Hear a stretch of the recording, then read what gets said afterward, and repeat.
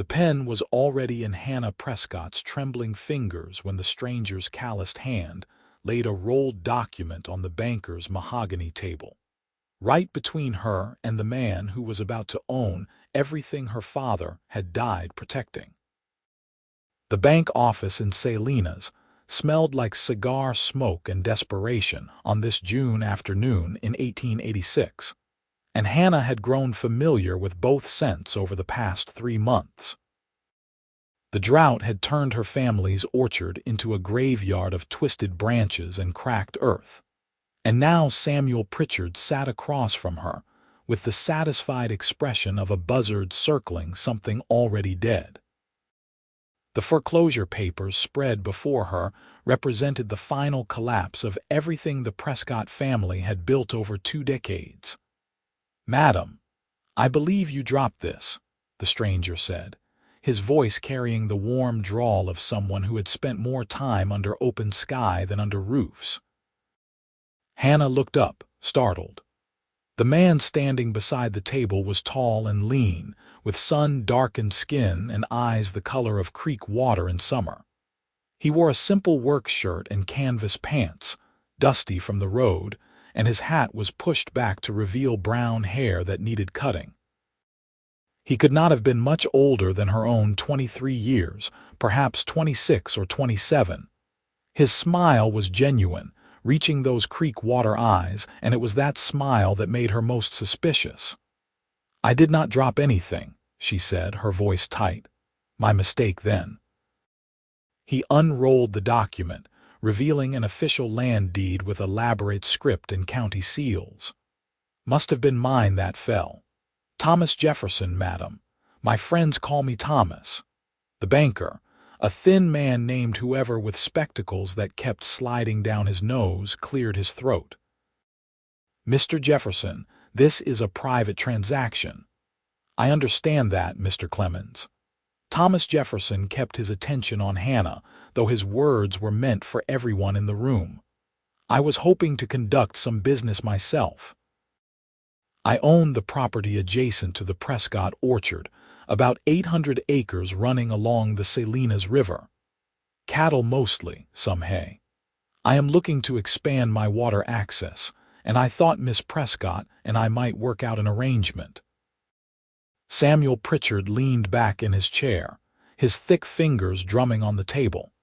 He was a man who had grown wealthy buying up failing properties, and his silk vest strained across his belly. "The Prescott property will be under new ownership shortly. Perhaps you should return tomorrow to discuss such matters with me." "Well now, that is interesting," Thomas said, still looking at Hannah, "because it seems to me that if Miss Prescott still owns the land, she is the one I should be talking to. Unless I am mistaken about how property law works in California." Hannah found herself studying this Thomas Jefferson with the careful attention she usually reserved for inspecting fruit trees for disease. His hands were working hands, scarred and strong. His boots were worn but well-maintained. He carried himself with an ease that suggested confidence without arrogance, and when he glanced at Pritchard, there was a flicker of something in his expression that looked almost like contempt. "What kind of arrangement?" she asked quietly.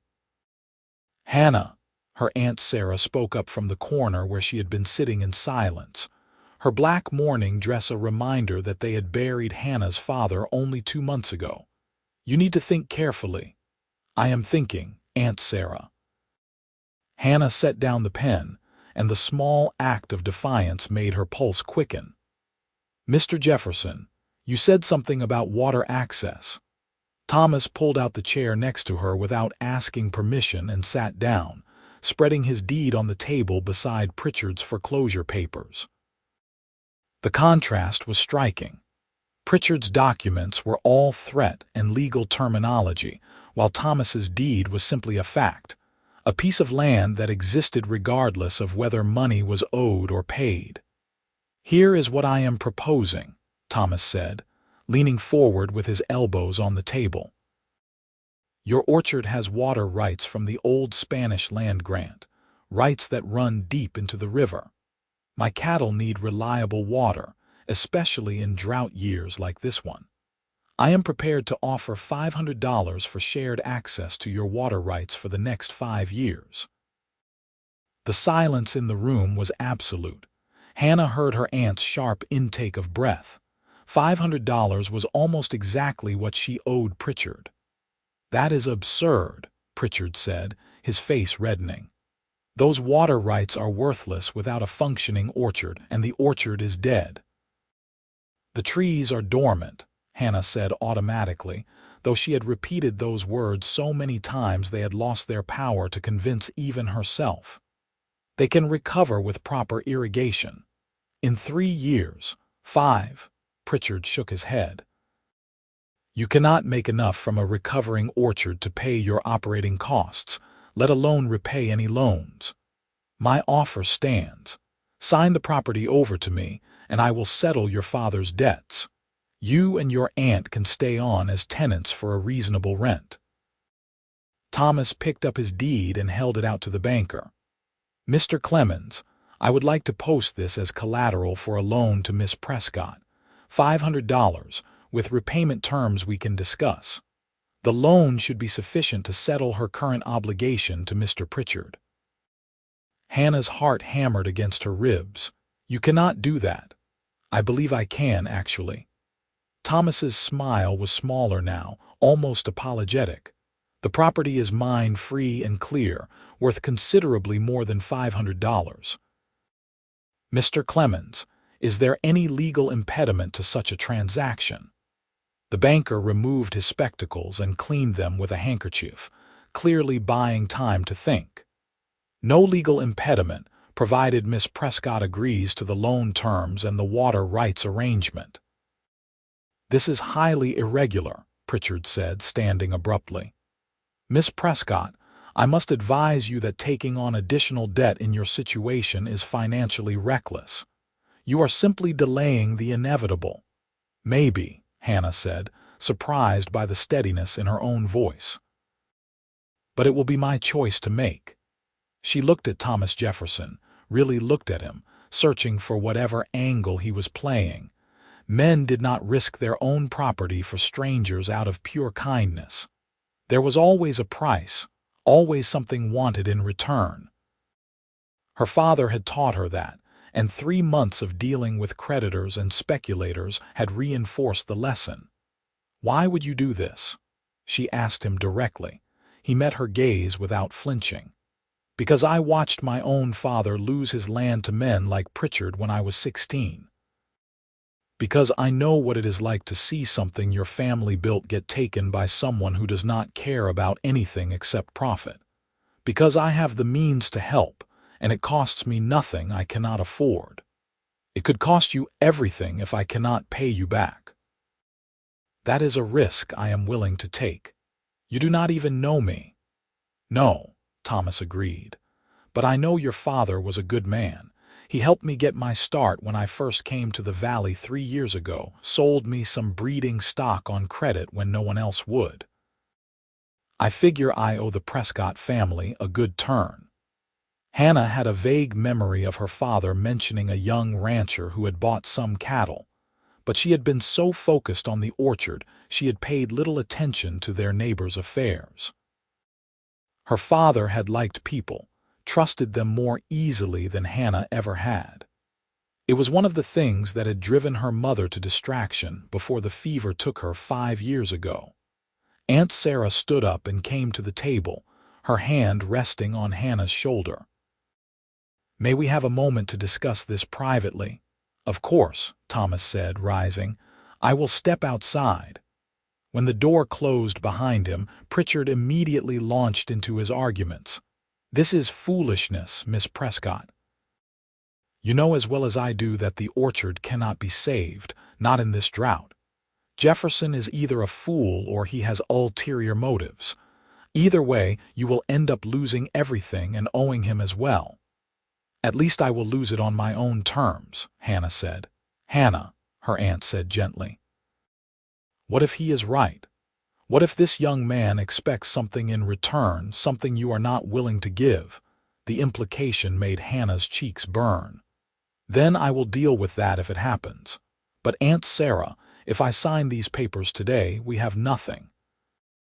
Father's entire life, everything he worked for, gone to a man who will tear out the trees and sell the land piece by piece. At least this way I have a chance. A small chance. Small is better than none. Her aunt squeezed her shoulder. Your father always said you had his stubborn streak.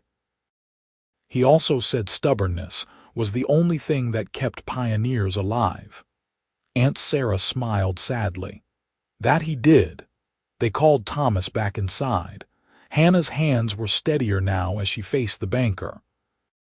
Mr. Clemens, I would like to accept Mr. Jefferson's loan offer, provided the terms are reasonable.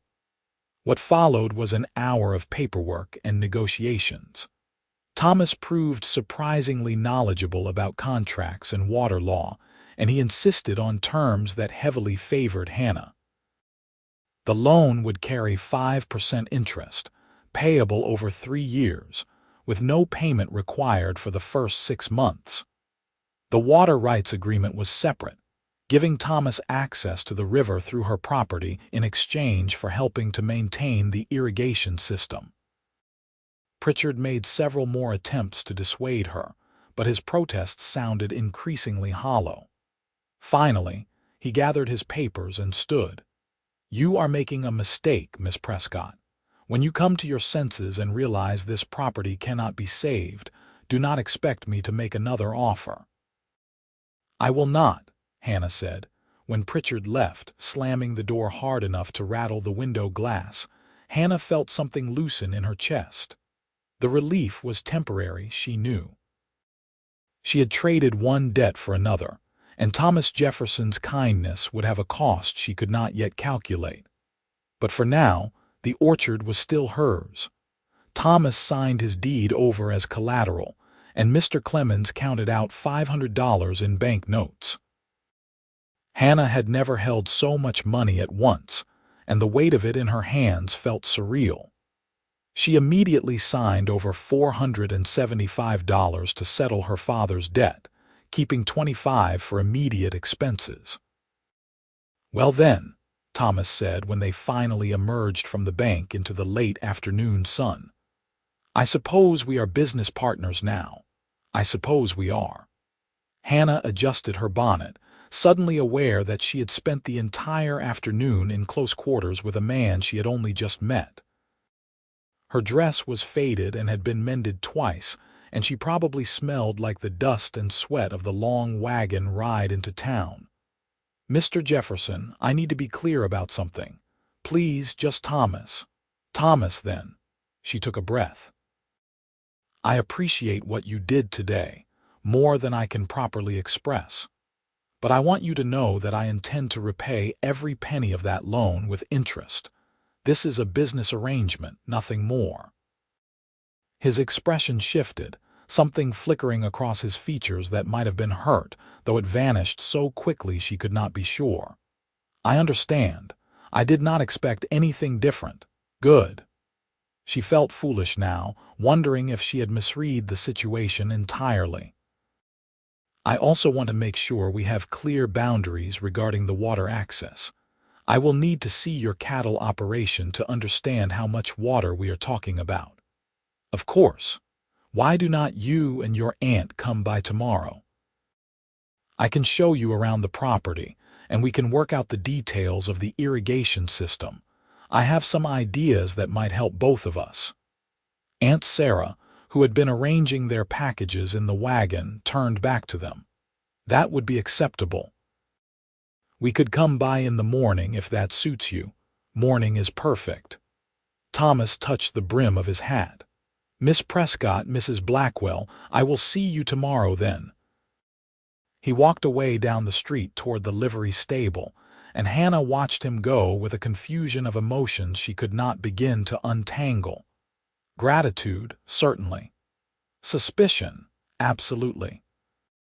But there was something else, a flutter of awareness that had nothing to do with money or land or business arrangements. He is handsome, Aunt Sarah observed, climbing into the wagon. I had not noticed, Hannah lied. Her aunt laughed. the first genuine laugh Hannah had heard from her in months. "Of course you had not, just as you did not notice how he looked at you." "How did he look at me?" "Like you were someone worth saving."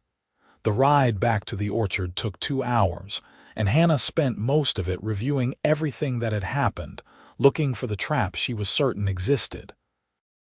Men did not risk their livelihoods for strangers based on one act of kindness from years ago.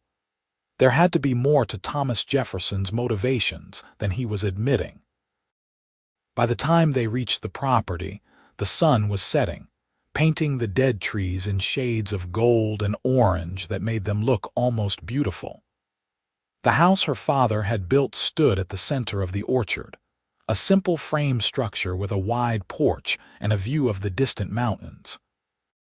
It needed paint and repairs, but it was home. "We should have invited him for dinner," Aunt Sarah said as they unhitched the horses, "to thank him properly. Tomorrow will be soon enough." Hannah carried their packages inside, her mind already racing ahead to all the work that needed doing. If she was going to save this orchard, she needed a plan. Water was the first priority. The irrigation ditches had gone dry, and the well could not supply enough for the entire property. She needed to understand exactly what Thomas's proposal meant in practical terms. That night, she lay awake in her childhood bedroom, listening to the wind rattle the windows and wondering what she had gotten herself into. The loan gave her a chance, but chances meant nothing without action. She would need to clear the clogged irrigation channels, repair the damaged sections, and get water flowing to the trees before they passed from dormancy into death. She would need supplies, equipment, and labor. $25 would not go far.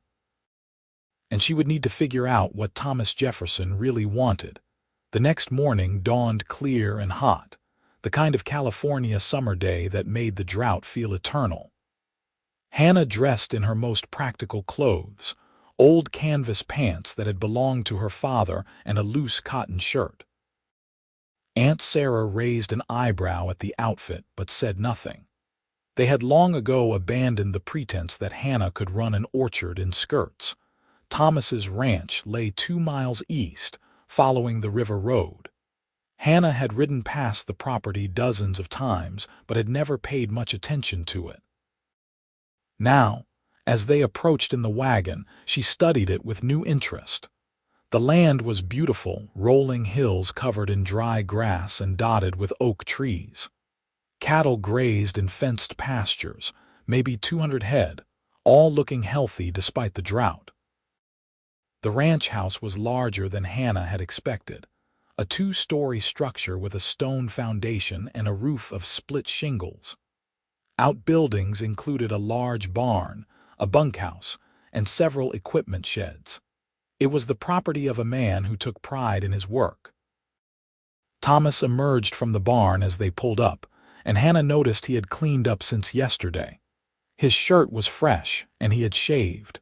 2 other men stood with him, ranch hands by the look of their clothing and sunburned faces. "Miss Prescott, Mrs. Blackwell, welcome." Thomas helped them down from the wagon, and his hand was warm and steady around Hannah's. "Let me introduce you to my crew. This is Miguel Cortez, my foreman, and his brother Rafael. They have been with me since the beginning." Miguel was older, maybe 40, with graying hair and the weathered face of someone who had spent his entire life outdoors. Rafael was younger, closer to Thomas's age, with an easy smile that reminded Hannah of her late father. Both men touched their hats politely. "Miss Prescott," Miguel said, his English carrying a soft Spanish accent. "Thomas told us about the situation. We are glad to help however we can." "That is kind of you," Hannah said, surprised. "But I should make it clear that I intend to do my own work. I am not expecting charity." "No one is offering charity," Thomas said quickly. "What I thought is that we could walk the properties together, look at the water situation, and come up with a plan that benefits both of us. Miguel knows irrigation better than anyone in the valley." He grew up on a rancho near Los Angeles, and his family had been managing water systems for generations. Miguel nodded. The old ways, from when the missions were still running. If your land has Spanish grant water rights, then there are probably original irrigation features that just need to be restored. My father said something about old ditches, Hannah admitted, but I never saw them. They may be buried, Miguel said. The drought would have covered them with dust and debris, but the channels will still be there, carved into the earth. If we can find them and clear them, we can bring water from the river to your trees. They spent the next hour walking Thomas's property, examining the river access points and the system he had already built for watering his cattle. Thomas had invested significantly in infrastructure, with a network of wooden troughs and earthen channels that distributed water across his pastures. It was impressive work, clearly designed with long-term sustainability in mind. The problem is upstream, Thomas explained as they stood on a bluff overlooking the river. The water level has dropped so low that my intake is barely catching anything. But your property is about 50 feet lower in elevation. If we can build a proper intake on your side and run a channel that serves both properties, we will both have reliable water. Hannah studied the landscape, trying to visualize what he was describing. That would require significant excavation. It would, Thomas agreed, but I have the equipment and the manpower. If you provide access and help with the design, we can have it done in 3 weeks.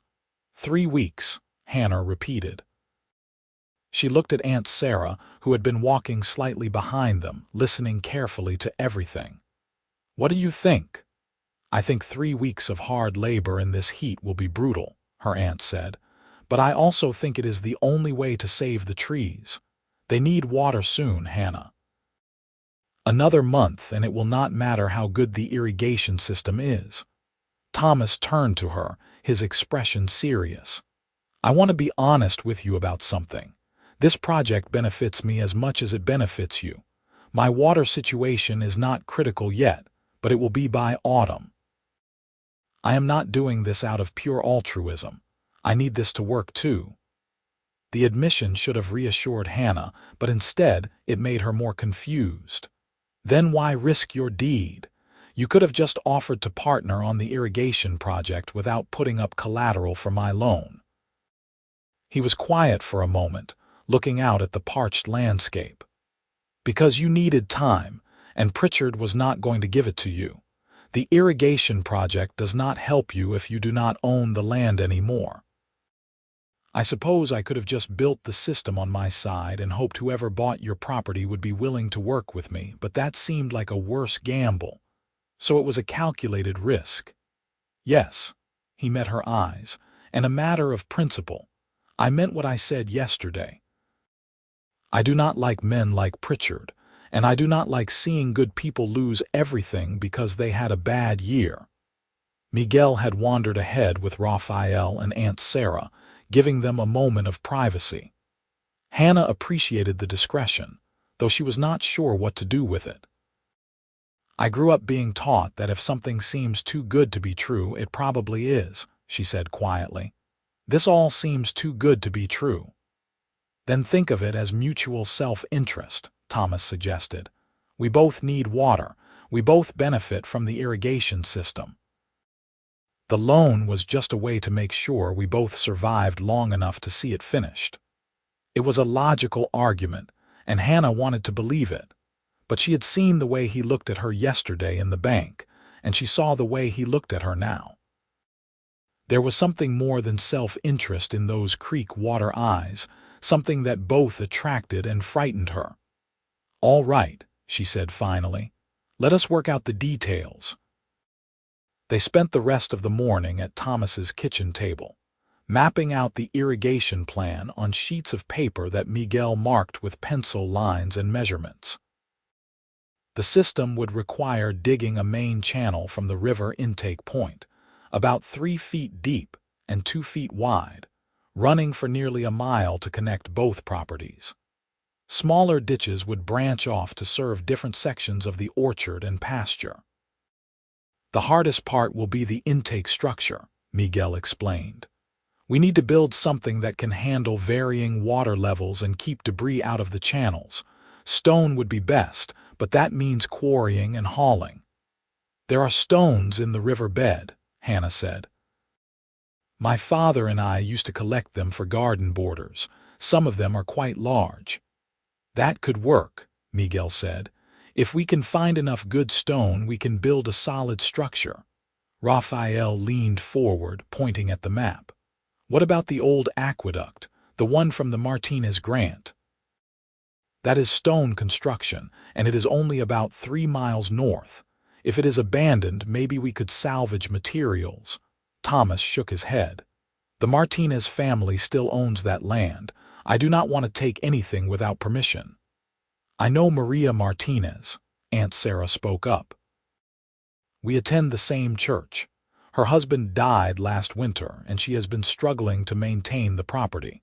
She might be willing to sell some stone if we offered a fair price. Could you ask her? Hannah said. If we can get materials locally, it will save time and money. The planning continued through lunch, which Thomas insisted they share. He was a surprisingly good cook, producing a simple meal of beans, cornbread, and salted beef that tasted better than it had any right to.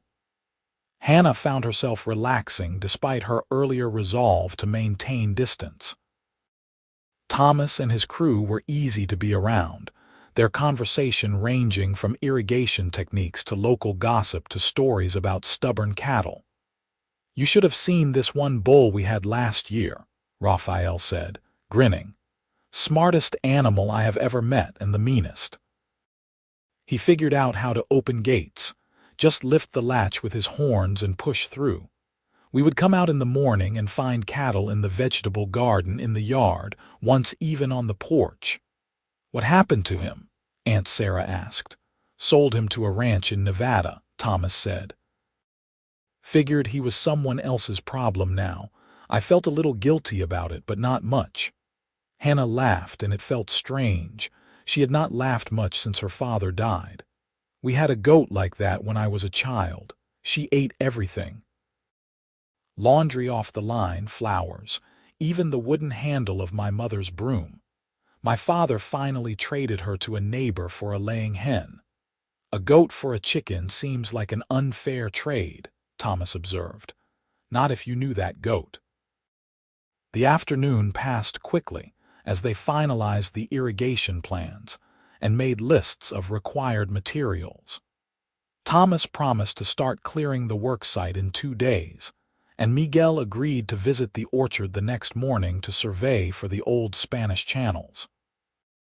When Hannah and her aunt finally climbed back into their wagon for the ride home, the sun was already sinking toward the western hills.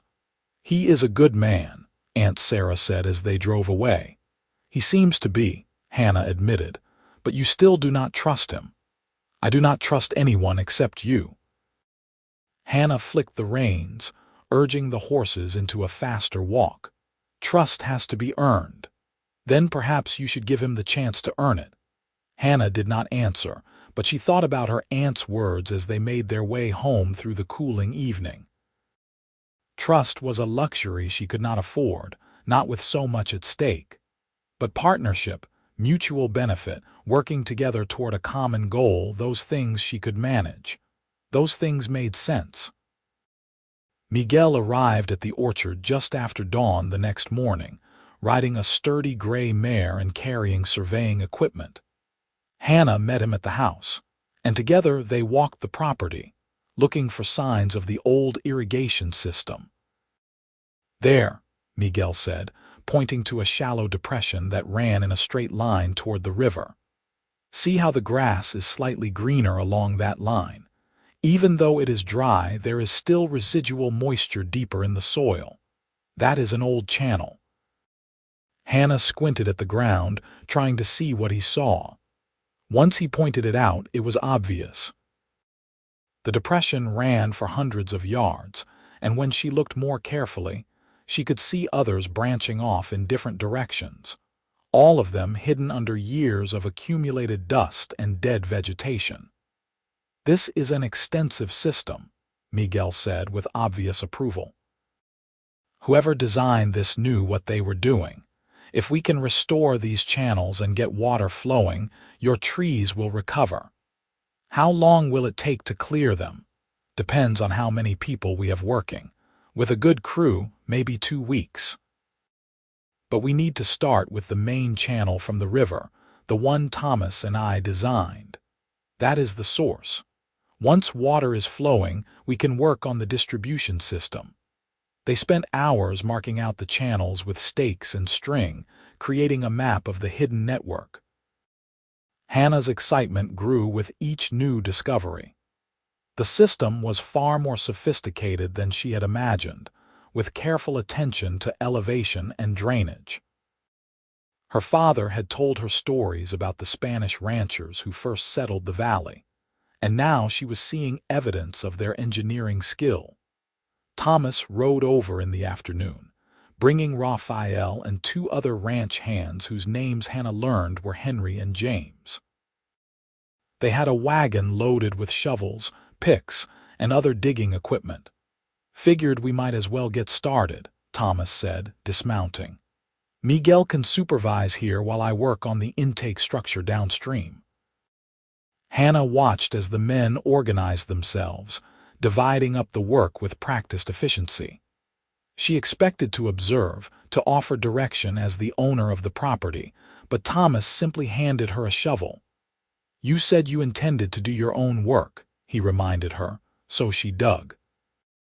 The earth was hard and dry, resistant to the shovel blade, and within an hour her hands were blistered despite her work gloves.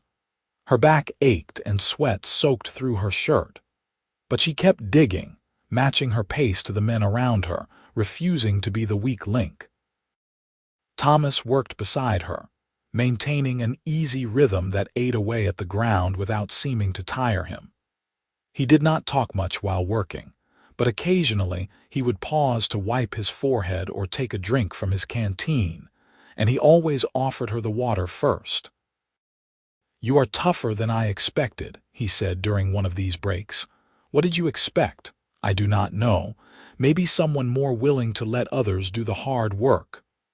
"My father raised me on this land," Hannah said. "I know how to work. I can see that." By sunset, they had cleared 50 yards of channel, and Hannah's entire body screamed in protest. Aunt Sarah had prepared dinner, and she insisted the entire crew come up to the house to eat. It was a squeeze fitting everyone around the small kitchen table, but they managed, and the meal of stew and fresh bread disappeared quickly. "Miss Prescott," Henry said between bites, "Thomas mentioned you might need help repairing your irrigation gates once we get the water flowing. I used to do carpentry before I took up ranch work. I would be happy to look at them." "That is generous of you," Hannah said, "but I should warn you that I cannot pay much for labor." "Thomas is paying us," Henry said. "This counts as ranch work as far as we are concerned." Hannah looked at Thomas, who was focused intently on his stew. "You are paying them. It is ranch business," he said without looking up. "We agreed the irrigation system benefits me, but they are working on my land." "Our land," Thomas corrected. "We are partners now, remember. Partners share resources." It was a neat verbal trap, and Hannah was too tired to argue about it, but she filed it away as another debt to repay, another obligation that weighted the scales between them. The work continued for 3 weeks, just as Thomas had predicted. They fell into a routine. Miguel and the crew would arrive at dawn, and they would work until the afternoon heat became unbearable, then rest during the hottest hours and resume in the evening. Hannah worked alongside them every day, earning their respect through sheer stubbornness if nothing else. Thomas was always there, digging channels or hauling stone or solving problems as they arose.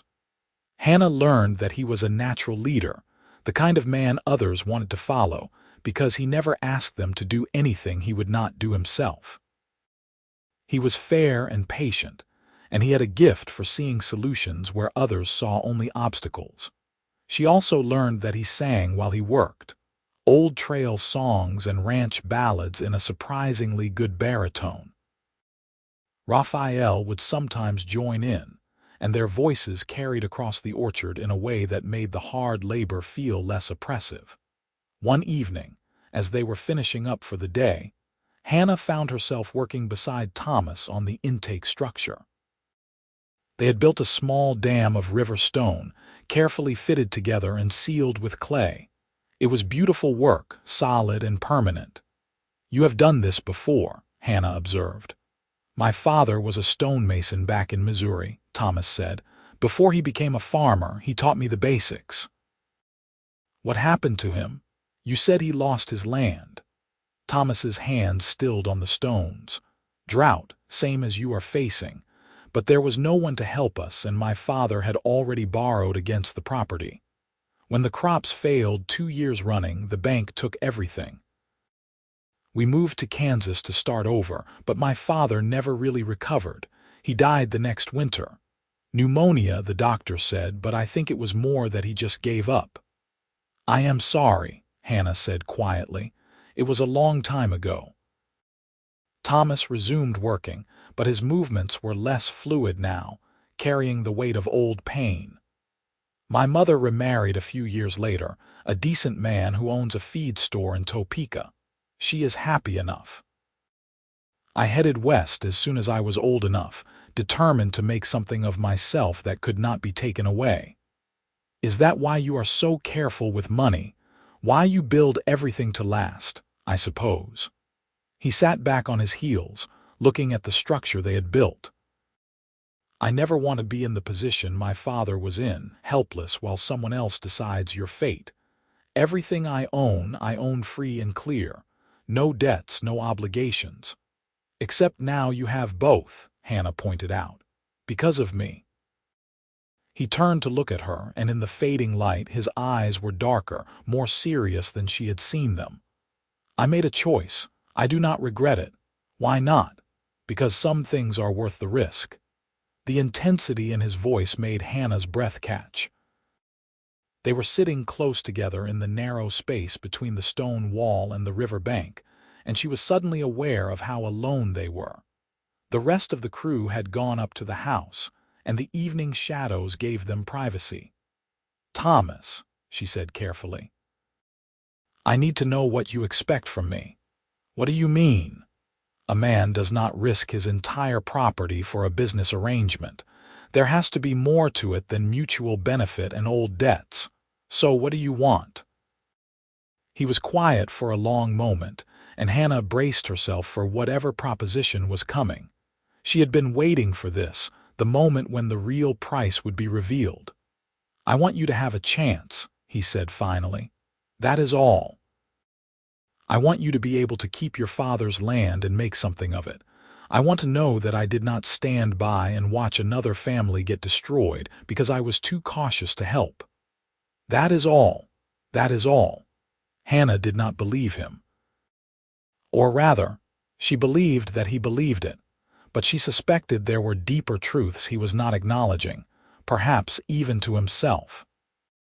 She had caught him watching her sometimes while they worked, had noticed the way he always positioned himself between her and any potential danger, had felt the gentleness in his hands when he helped her over rough ground. Thomas Jefferson was interested in more than just neighborly cooperation, and they both knew it. "I am not looking for a husband," she said bluntly, "if that is what you are hoping for."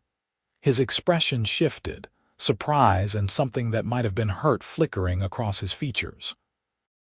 "I am not looking for a wife. I have a ranch to run and no time for courting. I was simply trying to help. Good. As long as we understand each other perfectly." They worked in silence for the rest of the evening, and when Hannah finally made her way back to the house, she felt hollowed out and confused. She had protected herself, drawn the boundaries clearly, but somehow it felt like a loss rather than a victory. Aunt Sarah was waiting on the porch, rocking in her chair and watching the stars emerge. "You hurt that boy's feelings. You were listening. I was sitting on my own porch.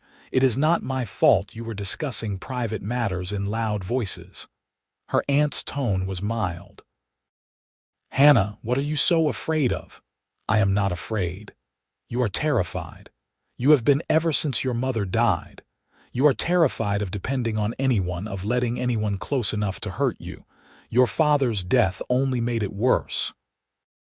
Hannah sank into the other rocking chair, too exhausted to defend herself. "People leave, Aunt Sarah. They die or they go away or they turn out to be different than you thought. The only person I can truly depend on is myself. That is a lonely way to live, maybe, but it is safe."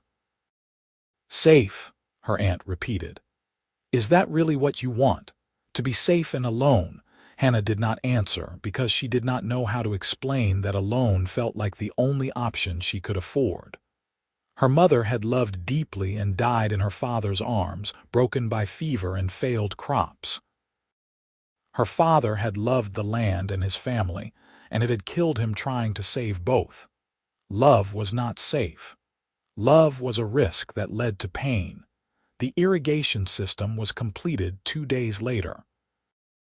When they finally opened the gates and water rushed into the main channel, spreading out through the network of ditches to reach the thirsty trees, Hannah felt something break open inside her chest. The sound of running water after months of silence was like music, and the sight of moisture soaking into the cracked earth around the tree roots made her eyes sting with tears she refused to shed. "We did it," Miguel said, grinning. "Look at that flow." "Your trees are going to be fine, Miss Prescott." Thomas stood beside the main gate, watching the water level with a practiced eye. "We will need to monitor this for the first few days, make sure there are no leaks or blockages. But yes, I think we did it." The crew celebrated that evening with whiskey that Thomas produced from his saddlebags, and even Aunt Sarah accepted a small glass. They sat on the porch as the sun set, and for the first time since her father died, Hannah allowed herself to feel something like hope. "What is the next step?" Raphael asked. "The water is flowing, but the trees still look pretty rough." "Time," Hannah said, "and consistent irrigation. It will take the rest of the summer and probably into autumn before we know how many trees survived. But at least now they have a chance." "What about your loan payment?" Thomas asked. "You have 6 months before anything is due, but you will want to start planning for it." Hannah had been thinking about exactly that question. "I have some money saved, and there might be a small harvest this year if the trees recover quickly enough. But honestly, I am not sure it will be enough." "Then we need to think bigger," Thomas said. "Your water rights are valuable, more valuable than I am currently paying for them. There are other ranchers in the area who would benefit from access to the river through your property." "You mean sell more access? Lease it," Thomas corrected. "Create a water cooperative. Charge a fair rate for access and use the income to support the orchard while it recovers. In 3 or 4 years, when your trees are producing again, you can decide whether to continue the cooperative or end it." Miguel nodded slowly. "That could work. The Henderson place has been struggling with water, and so has the Wilson Ranch. If you offered reliable access at a reasonable price, they would probably be interested." "I do not know anything about running a cooperative," Hannah admitted. "I do," Thomas said. "I helped set one up in Kansas before I left.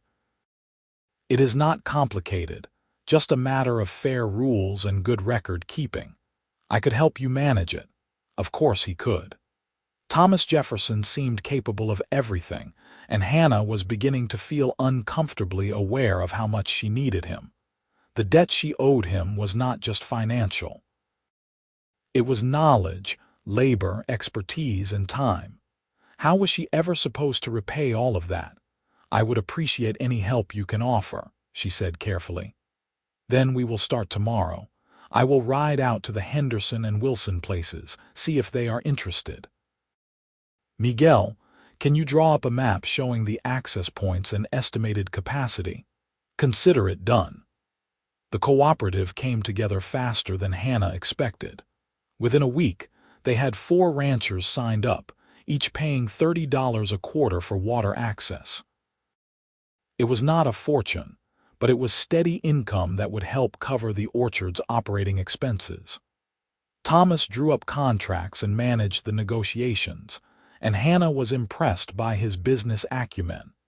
He was tough but fair, and he had a gift for finding solutions that satisfied everyone. They fell into a new routine.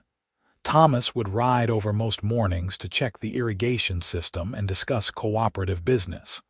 Sometimes he brought paperwork, sometimes just conversation. Hannah found herself looking forward to these visits more than she wanted to admit.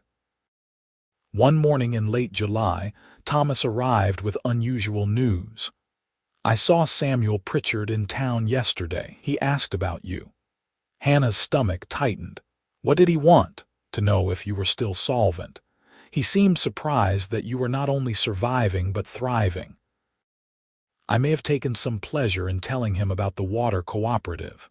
"What did he say?" "Nothing polite." Thomas dismounted and tied his horse to the porch rail. "But I do not think he is going to cause trouble. He is too busy trying to develop that land he bought from the Martinez family." Maria Martinez sold. Hannah was surprised. Her aunt had spoken to Maria several times about stone for the irrigation project, and the older woman had seemed determined to hold onto her property. "She did not have much choice," Thomas said grimly. "Her sons moved to San Francisco and she could not manage the ranch alone. Pritchard offered her enough to buy a house in town and she took it. I do not blame her, but it is a shame. That was good land. It is always a shame when people like Pritchard win. They do not always win." Thomas looked at her with an expression she could not quite read. "You are still here, Hannah. That counts for something." The use of her first name caught her off guard. At some point over the past weeks, they had stopped being Miss Prescott and Mr. Jefferson and become Hannah and Thomas, at least in private. She was not sure when it had happened, but the intimacy of it made her uncomfortable and pleased in equal measure. "I am still here because of you," she said quietly. "You are still here because you are stubborn and smart and you refuse to give up. I just provided a little help." "A little help," Hannah repeated with a faint smile. "Is that what we are calling it? What would you call it?" "A miracle, maybe, or proof that I am the luckiest person in California." Thomas laughed, and the sound was warm and genuine. "I do not think luck had much to do with it. You have worked harder than anyone I have ever met. You have earned everything you have." The compliment made her uncomfortable. Hannah was not good at accepting praise, especially when she felt so acutely aware of how much she owed to others. "I should check the eastern channels," she said, changing the subject. "Miguel mentioned they seemed slow yesterday. I will come with you." They walked together through the orchard, and Hannah noted with satisfaction that many of the trees were showing signs of recovery. New leaves sprouted from branches that had seemed dead, and the bark no longer looked quite so brittle. It would be a long time before the orchard returned to full production, but the transformation had begun.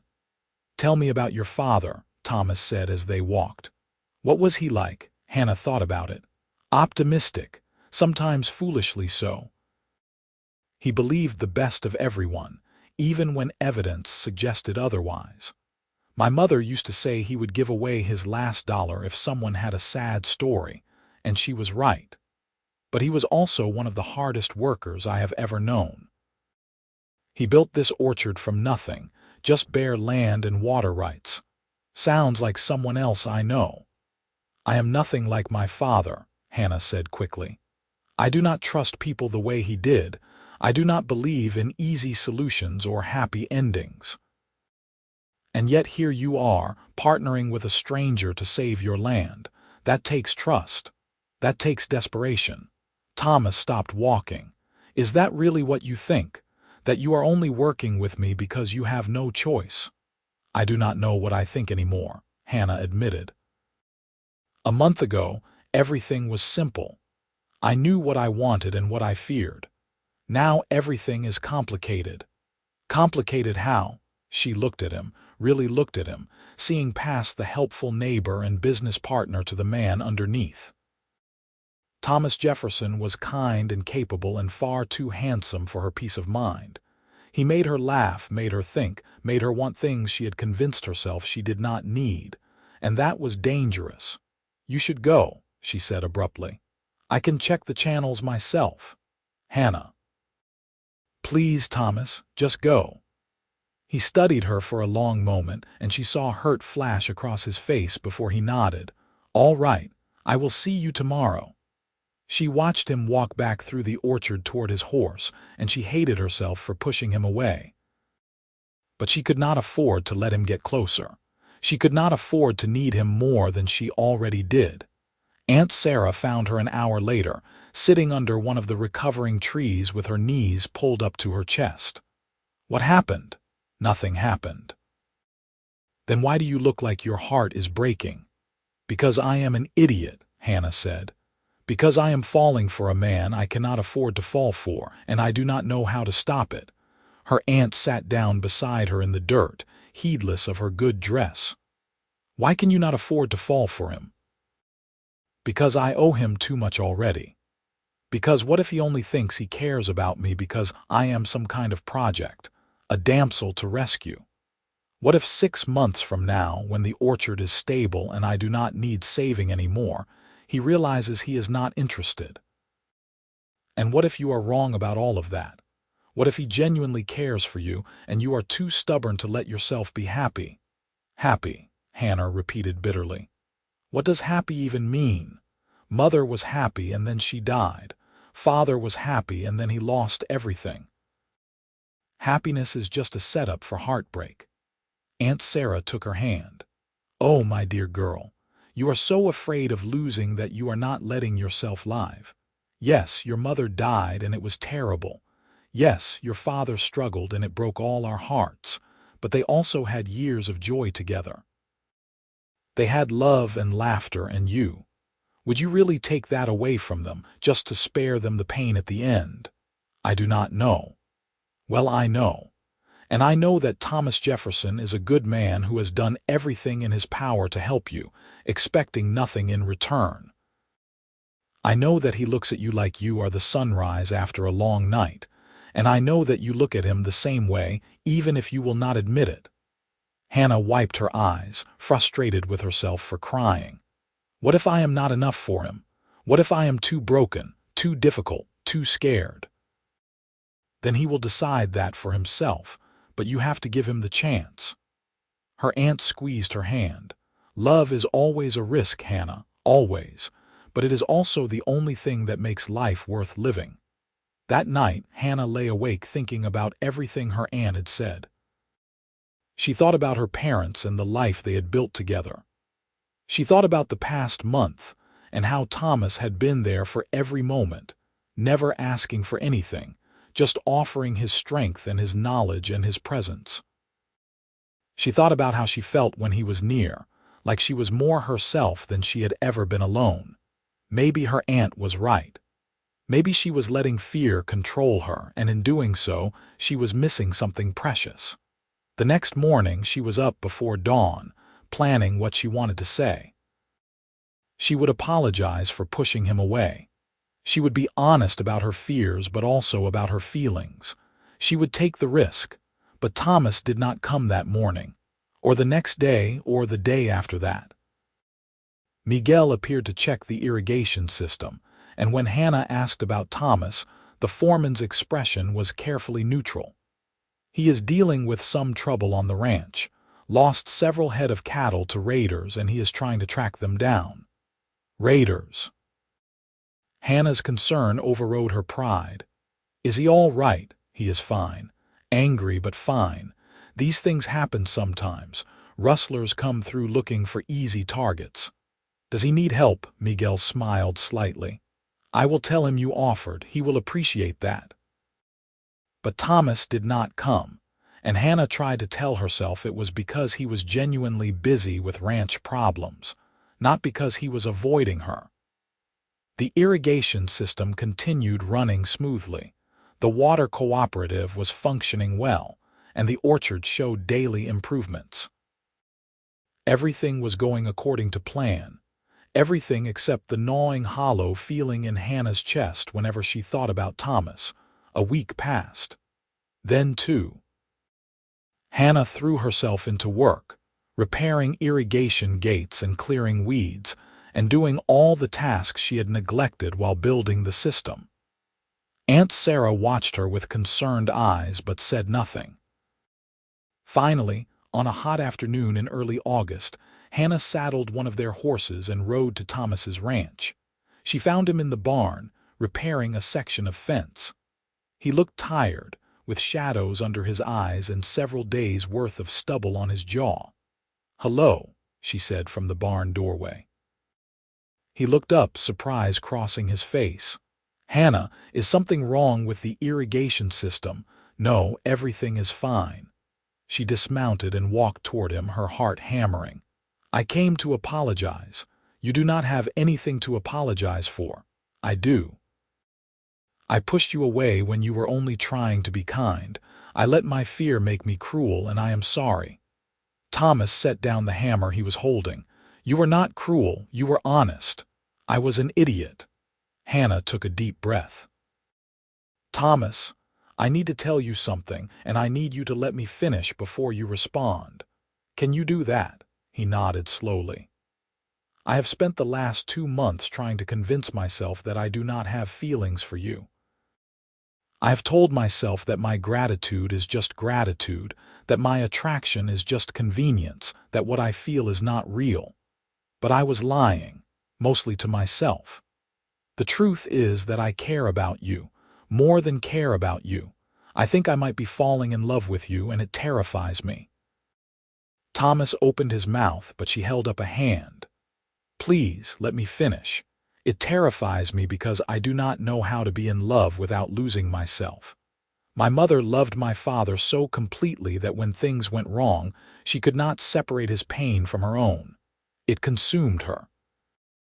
And my father loved this land so much that he worked himself to death trying to save it. I have watched the people I love destroy themselves for what they love, and I swore I would never do the same. But then you came along, and you were so steady and strong and kind. You helped me without asking for anything in return. You made me laugh. You made me feel like maybe I could let someone in without losing everything. And then I got scared, because what if I am wrong? What if I let myself love you and it destroys me the way loving destroyed my parents?" She was crying now, tears running down her face despite her best efforts to stay composed. "So I pushed you away, because pushing you away felt safer than risking my heart. But these past 2 weeks without you have been worse than any risk. I would rather take the chance and get hurt than spend my life wondering what might have been." Thomas was quiet for a long moment, and Hannah's heart sank. She had said too much, revealed too much. She had made a fool of herself. Then he crossed the distance between them in 3 quick steps and pulled her into his arms. "Hannah Prescott," he said, his voice rough with emotion. "I have been in love with you since the day I walked into that bank and saw you about to sign away everything rather than give up. I loved your courage and your stubbornness, and the way you refused to be defeated. I loved how you worked alongside my crew without complaint, how you got blisters on your hands and kept digging. I loved your sharp tongue and your careful mind, and the way you look at me like I am someone worth knowing." He cupped her face in his hands, wiping away her tears with his thumbs. "I risked my land for you not because of some debt to your father or because of principle, though those things were true. I risked it because even then, After knowing you for 10 minutes, I could not stand the thought of you losing your home. I would have given you the deed outright if I thought you would accept it. Thomas, she whispered, I stayed away these past weeks because I thought you needed space, because you made it clear you were not looking for a husband, and I was trying to respect that even though it was killing me. But if you are telling me there is a chance, if you are saying you might feel the same way I do, then I am not going to waste another minute pretending I do not want more than partnership. What do you want? Everything. I want to court you properly. I want to take you to dances and buy you ribbons and make you smile. I want to merge our properties not just through irrigation ditches, but through marriage. I want to wake up next to you every morning and fall asleep with you in my arms every night. I want to build a life with you, Hannah.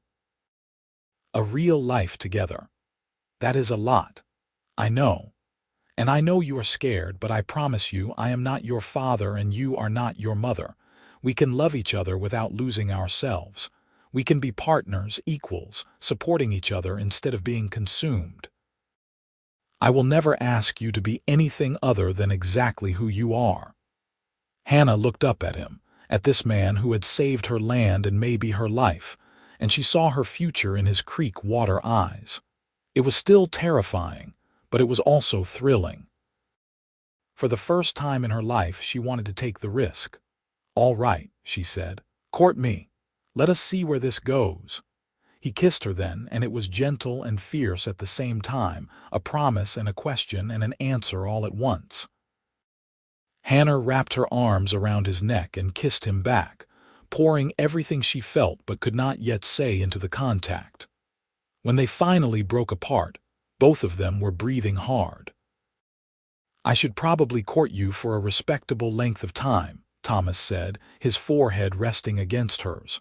Probably, Hannah agreed. But I already know what I want. So do I. They stood there in the barn, holding each other, and Hannah felt something inside her chest loosen and expand. Maybe her aunt was right. Maybe love was worth the risk. Maybe she could have this, could have him, without losing herself. Take me home, she asked, always. The courtship that followed was everything Thomas had promised and more. He came by the orchard every day, and they would work together in the morning and then spend the afternoons talking, walking through the recovering trees, or sitting on the porch while Aunt Sarah discreetly found tasks elsewhere.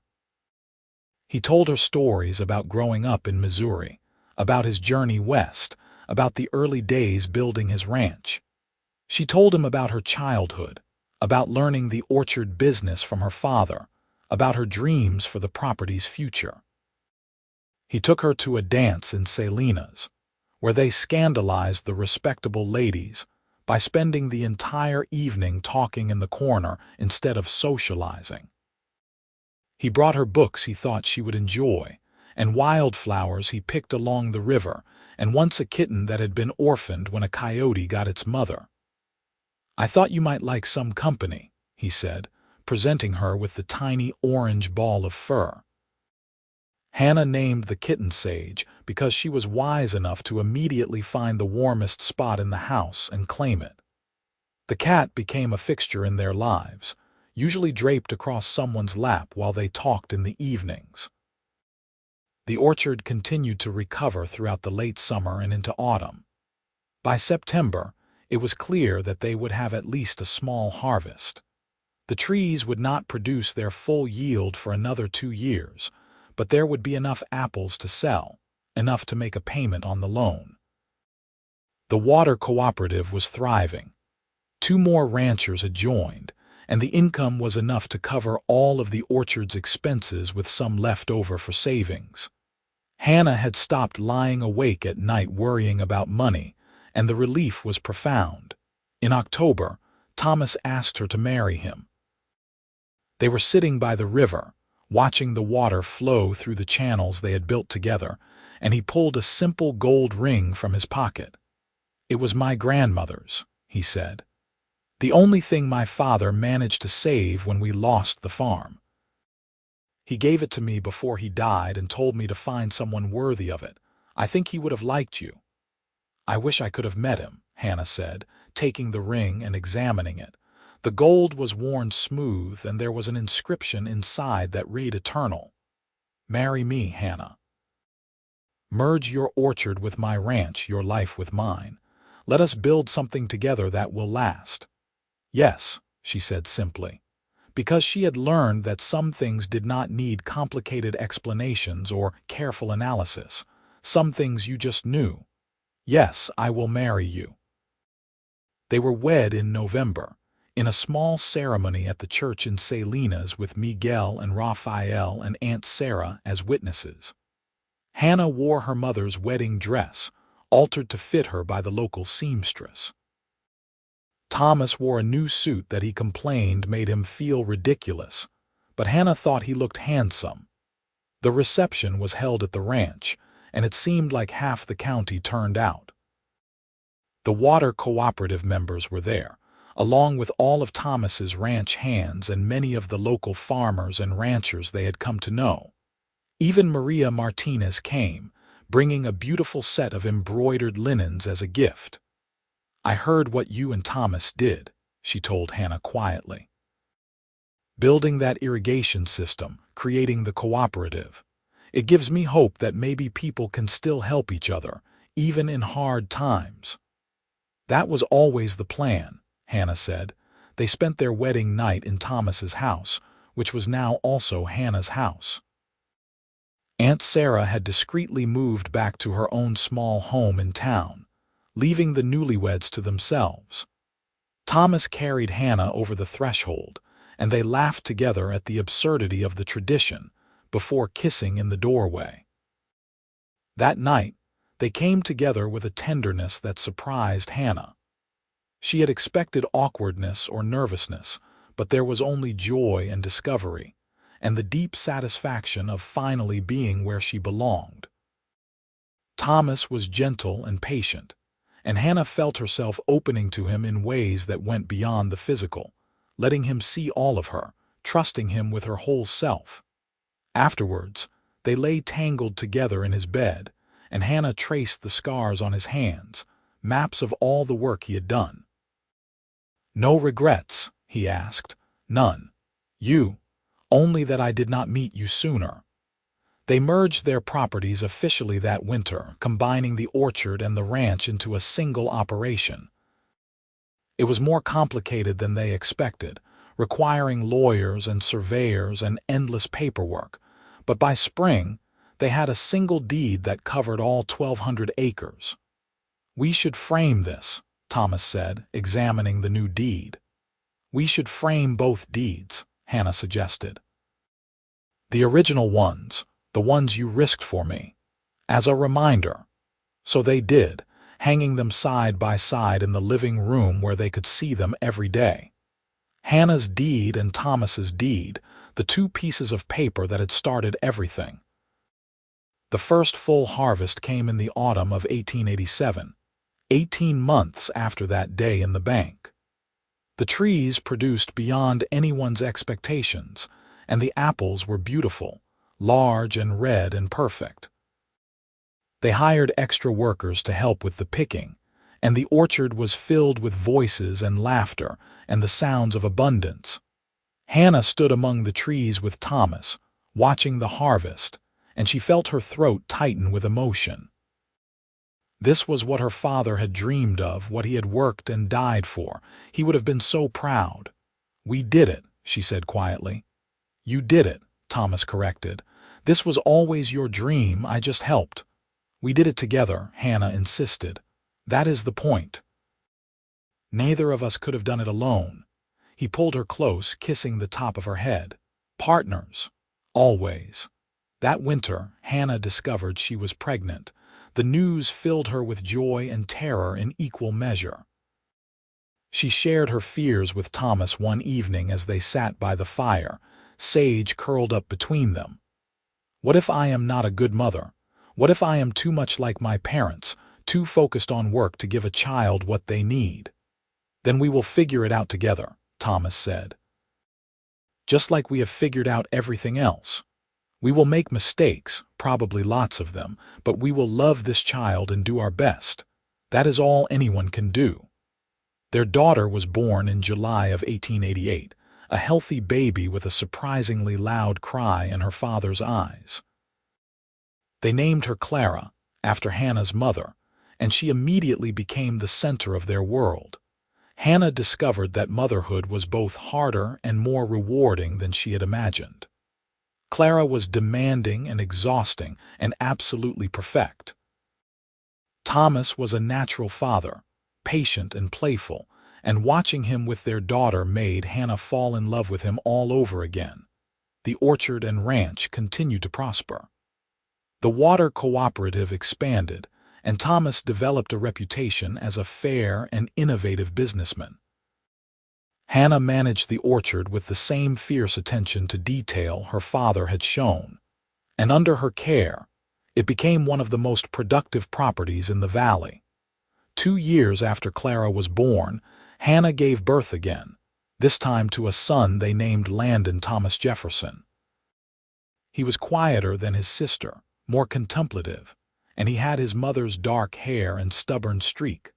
Life settled into a rhythm of work and family, seasons of planting and harvest, the simple joys of watching their children grow. There were hard times, of course. A late frost in 1890 damaged part of the orchard, and they had to rebuild. A broken leg from a spooked horse laid Thomas up for 2 months. Clara developed a cough one winter that scared them both until the doctor assured them it was just a cold. But they faced everything together, and that made all the difference. One evening in the autumn of 1892, Hannah and Thomas stood together in the orchard, watching their children play among the trees. Clara was 6 now, teaching her 3-year-old brother how to pick the low-hanging apples. The harvest was in full swing, and the air smelled like fruit and earth and possibility. "You remember that day in the bank?" Hannah asked. "When you slid your deed across the table, every detail," Thomas said. "You looked at me like I had lost my mind." "I thought you had. I was so suspicious of your motives. And now I know you are just crazy enough to risk everything for what you believe in." She leaned against him, comfortable in his warmth. "I am glad you are crazy. I am glad you are stubborn." They stood in companionable silence, watching the sun set behind the western hills, painting the sky in shades of orange and pink. The orchard stretched around them, healthy and productive, a testament to hard work and partnership and love. "We should probably add to that wall of deeds," Thomas said thoughtfully. "What do you mean?" "Our new deed, the merged property. We should frame that one too, past, present, and future all together." "I like that idea." Clara came running up, her apron full of apples. "Mama, Papa, look how many I picked." "Those are beautiful," Hannah said, examining the fruit. "You are becoming quite the farmer." "Like you and Papa," Clara said proudly. "Exactly like us," Thomas agreed, ruffling her hair. That night, after the children were in bed, Hannah and Thomas sat on their porch, enjoying the cool evening air. The framed deeds hung just inside the door, visible through the window. 3 documents now, representing 3 stages of their journey. The old Prescott deed, the old Jefferson deed, and the new merged property deed all together. "You ever regret it?" Hannah asked. "The risk you took?" "Never. You?" "Not for a single moment." Thomas took her hand, linking their fingers together. "I love you, Hannah Jefferson." "I love you too." They sat together in the darkness, listening to the sounds of their land, water running through irrigation channels, cattle lowing in distant pastures, the rustle of leaves in the orchard, the soft breathing of their children sleeping inside. All the sounds of a life well lived, built on risk and trust and the willingness to believe in something better. Hannah thought about the woman she had been that day in the bank, so close to losing everything, so certain that she had to face the world alone. That woman seemed like a stranger now. She had learned that strength did not mean isolation, that independence did not require rejecting help, That love was not the weakness she had feared, but the foundation of everything worthwhile. The autumn night deepened around them, and stars emerged in the vast California sky. Somewhere in the orchard, an owl called. The air smelled like apples and hay and the dusty sweetness of a land finally, fully alive. "You think the children will want to keep this place?" Hannah wondered aloud. "When they are grown?" "I think they will want whatever makes them happy," Thomas said. "And we will support them either way. But I hope they see what we have built here. Not just the orchard and the ranch, but the partnership, the community, the proof that people can work together and create something lasting. That is a heavy legacy to leave. It is also a beautiful one." Hannah had to agree. They had built something beautiful, not just in the physical sense of productive land and healthy trees, but in the life they had created together. A life based on mutual respect and shared work and deep, abiding love. A life that had started with one crazy, generous act of risking everything and had grown into something neither of them could have imagined. Clara appeared in the doorway, rubbing her eyes. "Mama, I had a bad dream." "Come here, sweetheart." Hannah opened her arms and her daughter climbed into her lap, still small enough to fit comfortably. "Tell me about it." "I dreamed the trees were all dead again, like in the stories you tell about before I was born." "That will never happen," Thomas assured her. "We have plenty of water now and we know how to take care of the land. The trees are strong and healthy. Promise." "I promise." Clara relaxed against her mother's chest, reassured. Within minutes she was asleep again, her breathing deep and even. Hannah held her daughter and looked at her husband, and she felt the full weight of what they had accomplished. They had not just saved the orchard. They had created a future, a legacy, a place where their children could grow up safe and loved and certain that they belonged. "We should get her back to bed," Thomas said softly. Hannah carried Clara inside, Thomas following with a lamp to light the way. They tucked their daughter in beside her sleeping brother and stood for a moment watching them both. Two small people who existed because of one risky decision made in a bank 6 years ago. Two small people who would grow up knowing that their parents had faced impossible odds and refused to give up. In the living room, the 3 deeds gleamed in their frames, catching the lamplight. Hannah paused to look at them, tracing the familiar words with her eyes. "I was thinking," Thomas said, coming to stand beside her. "Maybe we should write our story down for the children, so they understand what it took to build this place." "You mean the whole story?" "The drought, the foreclosure, the irrigation project, all of it. The good and the bad and the terrifying. I want them to know that their mother was brave enough to fight for what mattered and stubborn enough to win. And I want them to know their father was crazy enough to risk everything for a stranger and wise enough to see it through." "Then we will write it together," Thomas said. "Another partnership."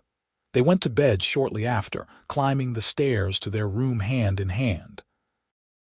The house settled around them, solid and secure, a shelter they had made together. Outside, the orchard breathed in the darkness, roots deep in the earth, branches reaching toward the stars. Hannah lay in bed with Thomas's arms around her, listening to his heartbeat slow as he drifted toward sleep. She thought about the future, about the harvests to come, about watching their children grow, about growing old in this place they had fought so hard to keep. She thought about risk and reward, about fear and courage, about the fine line between safety and stagnation. Her younger self would have been terrified of the vulnerability required to love someone so completely, but her current self knew that the vulnerability was worth it. Being known, truly known, by another person was not weakness. It was strength. "Hannah," Thomas murmured, half asleep. "Yes." "Thank you for taking a chance on me," she smiled into the darkness. "Thank you for sliding your deed across that table. Best decision I ever made." "Second best," Hannah corrected. "The best was when you decided to love me." "No," Thomas said, his arms tightening around her. That was not a decision. That was inevitable. Hannah felt her eyes sting with tears, the good kind, the kind that came from being too happy to contain it all. She had been so wrong about so many things. Love was not a risk that led to destruction. Love was the thing that made survival worthwhile. Partnership was not a loss of independence, but a multiplication of strength. And trust, true trust, was not a weakness but the foundation of everything valuable. She fell asleep thinking about apples and water and land deeds, about her father who had taught her to work and her mother who had taught her to feel, about Thomas, who had taught her that she did not have to choose between the two. She dreamed of orchards in full bloom, of children laughing, of water running clear and cold, of a future that stretched out golden and bright as far as she could see. The years that followed were good ones. The orchard produced consistently, the ranch expanded, and the water cooperative became a model that other communities studied and copied.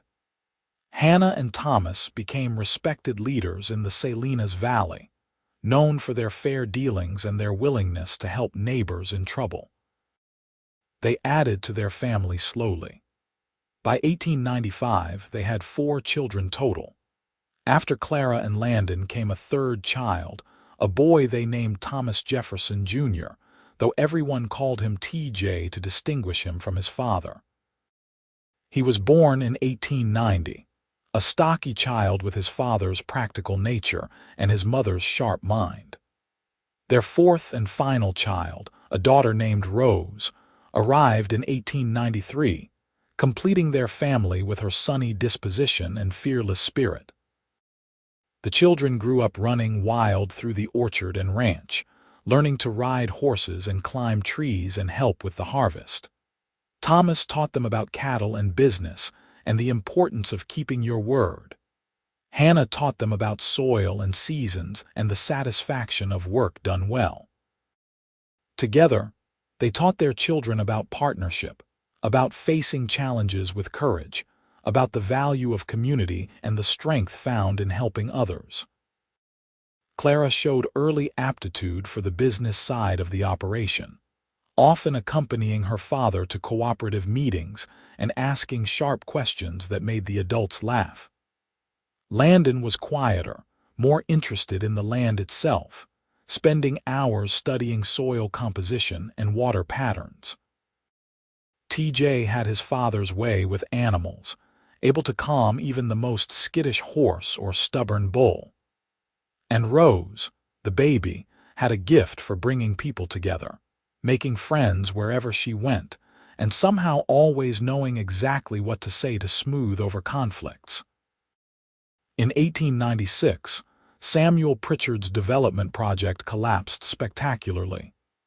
He had overextended himself financially, and when a national economic panic hit, he lost everything. The Martinez land he had bought was sold at auction to cover his debts, and Hannah and Thomas bought it, adding another 300 acres to their holdings. "I should probably feel sorry for him," Hannah said as they signed the purchase papers. "Do you?" Thomas asked. "Not really." He made his choices. They hired Maria Martinez's son, who had returned from San Francisco to manage the new section. It felt right, keeping the land in the family that had first settled it, even if the formal ownership had changed.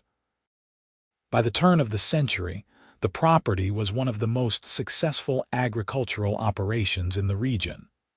The orchard produced abundant harvests, the cattle operation was profitable, and the water cooperative served 15 member properties. Hannah and Thomas had paid off all their debts, saved substantial reserves, and built a comfortable life for their family. But more than the financial success, they had built something that mattered.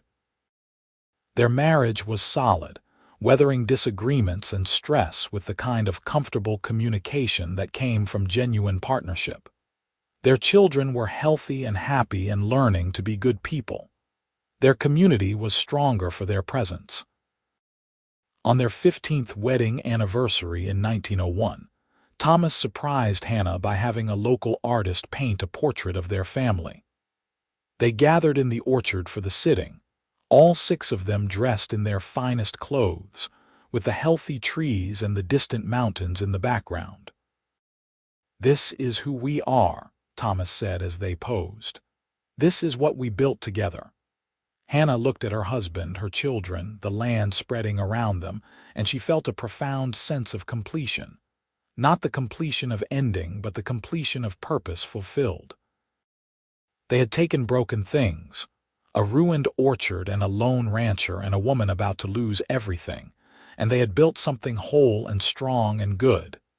The years continued to pass, bringing new challenges and new triumphs. There were more droughts, though never as bad as that first one, and they weathered them with the irrigation system they had built. There were economic downturns and market fluctuations, and the normal struggles of farming and ranching. But through it all, Hannah and Thomas faced everything together, their partnership only growing stronger with time. Clara eventually married a young lawyer from Sacramento, a smart man who appreciated her business acumen and supported her continued involvement in the family operation. Landon took over management of the orchard, implementing innovative techniques he had learned from agricultural journals and experiments. TJ ran the cattle operation with the same steady competence his father had shown. And Rose became a teacher, though she spent her summers at home, helping where needed and filling the house with laughter. Hannah and Thomas grew older together, their hair graying and their joints protesting the hard work more than they once had. But they still walked the property every evening, checking on trees and cattle and water flow, talking about their day and their children and their dreams for the future. One evening in the autumn of 1910, 24 years after that day in the bank, they stood together looking at the framed deeds that still hung on their wall. The paper had yellowed slightly with age, but the words were still clear. "You remember what I said that first day?" Hannah asked. "About not trusting you. I remember everything about that day. I was so foolish. I almost let fear cost me everything that mattered." "You were not foolish," Thomas said gently. "You were careful and you had good reason to be, but you were also brave enough to take a chance when it counted."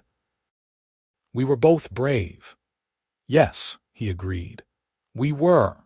Clara and her husband had taken over most of the day-to-day business operations by then, allowing Hannah and Thomas to step back slightly, though neither could imagine fully retiring. The land was in their blood, part of who they were, and they would work it as long as they were able. They had grandchildren now, 4 of them, with more likely to come. The children ran through the same orchard where their parents had played, learning the same lessons, carrying on the same traditions. The cycle continued, and it was beautiful. On their 25th wedding anniversary in 1911, the family threw a massive celebration.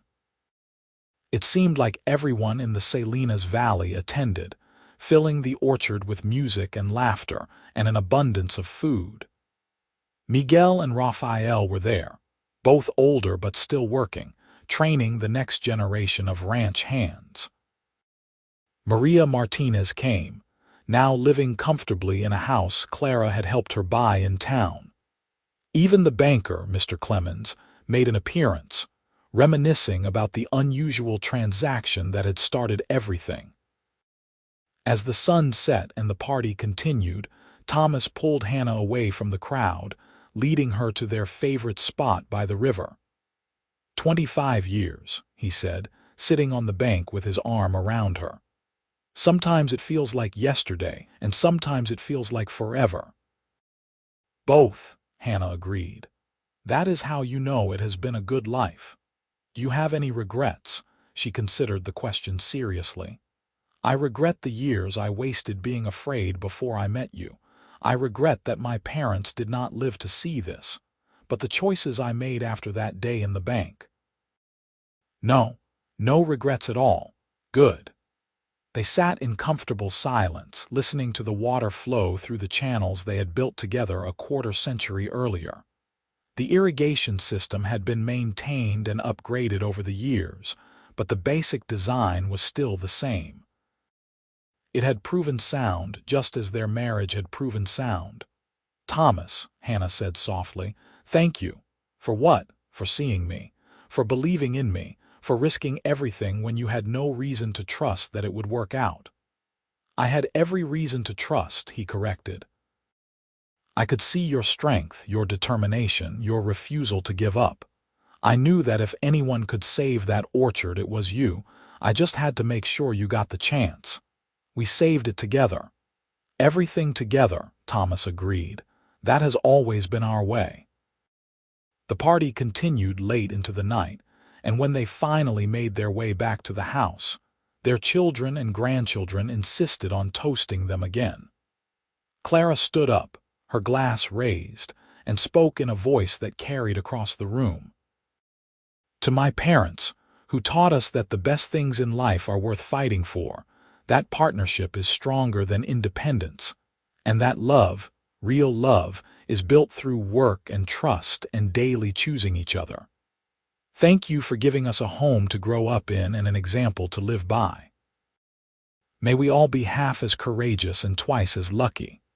"Hear, hear," the crowd chorused. Hannah looked around the room at all the faces, family and friends and neighbors, all part of the community they had built. She thought about that frightened woman in the bank office so many years ago, pen in hand, about to sign away everything. She wanted to tell that woman that it would be all right, that help was coming, that she should trust the handsome stranger with the crazy offer. But more than that, she wanted to tell that woman to trust herself, to believe that she was strong enough to survive, capable enough to succeed, worthy enough to be loved. Because in the end, that was what had made all the difference. Not Thomas's loan or the irrigation system or the water cooperative, though those things mattered. What mattered most was learning that she did not have to face the world alone, that asking for help was not weakness, that partnership was not loss but multiplication. The party finally wound down near midnight, and the house grew quiet as the guests departed, and their children put the grandchildren to bed. Hannah and Thomas climbed the stairs to their room, both of them tired but happy. As Hannah prepared for bed, she looked out the window at the moonlit orchard. 25 years of growth and harvest and seasons passing. 25 years of love and work and partnership. 25 years that had started with one impossible, generous act of sliding a land deed across a table. "What are you thinking about?" Thomas asked, coming to stand behind her. "Everything. Nothing. How lucky I am. We both are." Hannah turned in his arms, looking up at the man who had saved her land and stolen her heart. His face was lined now, weathered by years under the sun, but his eyes were still the same creek water color, still looking at her with the same warmth and love they had held from the beginning. "I love you," she said simply. "I love you too." They stood together at the window, looking out at the land they had fought for and won, the life they had built together from risk and trust and stubborn refusal to give up.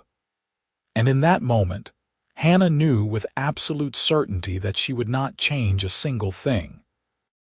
The story that had started with desperation and ended with joy, that had begun with distrust and ended with love, that had opened with the threat of loss and closed with abundance, was more than she ever could have imagined.